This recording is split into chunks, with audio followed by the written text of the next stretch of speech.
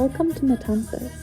It's a beautiful village a couple of hours by bus from Santiago that didn't even get a full page in the guidebook, but it is 100% worth visiting. When I travel, I'm normally the kind of person who likes to be super organised. I book accommodation for every night of the stay, I check bus times, I make sure I have plenty of time to make my connections, and I turn up on time. I fitted in pretty well in Germany, to be honest. And that means living in South America is kind of a challenge sometimes. This trip was a real test. So I missed the local bus, which meant I missed the connection to take the intercity bus. So I waited in my least favourite place in Santiago for like 3.5 hours for my next bus.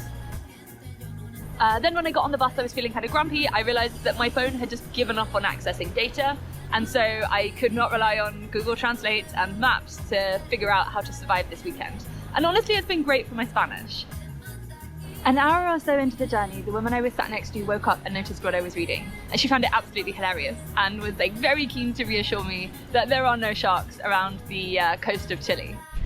With the help of Google Translate, I talked to a stranger on the bus and we figured out we both love to swim. And so she invited me to her favourite swim spot. And here we are.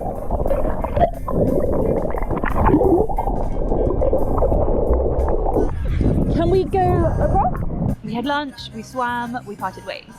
In England, I would assume someone who suggested this kind of thing with a complete stranger who they didn't have a common language with was probably a murderer. And so I was pretty cautious. But I've already, I've been in South America long enough to realise that that's not the way things are here.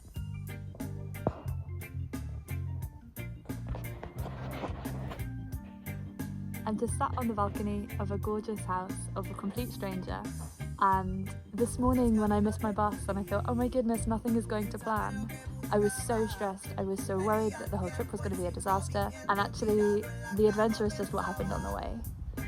But of course it swings and roundabouts.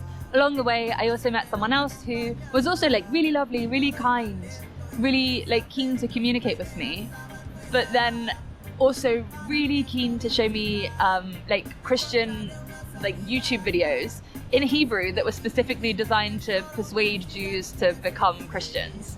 And actually, like, I was a lot more upset by that than I expected I would be. So I guess this is what happens when you throw yourself in the deep end, stop being a cold Northern European and start speaking to strangers.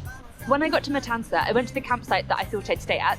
I had checked the website a few days before and they had loads and loads of spaces. And like, I still don't have a bank account here, so I don't have a card here, so it's still really hard for me to pay for things online. So I figured, whatever, they've loads of space, I'll just pay in cash when I get there. Unfortunately, they totally filled up in the meantime. There was absolutely no space for me at all, so they recommended me a youth hostel. I got to the youth hostel, they also had no space. Then I tried another campsite, got to the other campsite, and they also had no space. But as I was trying to talk to the person who worked there, without Google Translate, a complete stranger happened to be walking by and was like, oh, like, do you need help with translation? So he was just another person camping at the campsite who decided to come help, which was really, really lovely. And I'm so grateful he did, because he was there with a really big group that had overbooked and they had more plots than they needed. And so he said I could just stay in one of their spare pitches. So I ended up camping in this really nice campsite, just with a group of strangers, which was lovely. I really just couldn't be more grateful for the kindness of strangers. And I think you experience it more when you're traveling. As I put my tent up, I like calmed down a bit. I felt a bit more settled. I went exploring. I ended up having a really, really fun evening. There's a group of like international windsurfers here for a windsurfing tournament. So I just made friends with them, had a really fun evening. I love Santiago and I'm really enjoying learning how to live there, but it makes me realize how much I need to be in the countryside.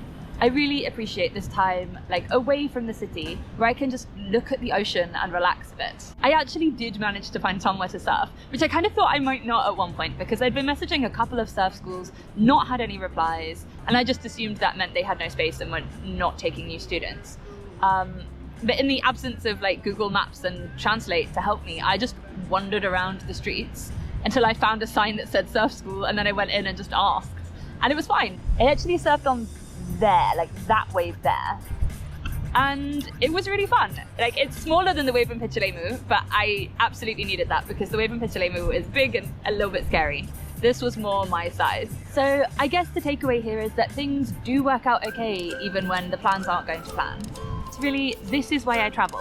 I push myself to do things which feel uncomfortable in the moment, and then when I look back on them, I can't remember why I was scared.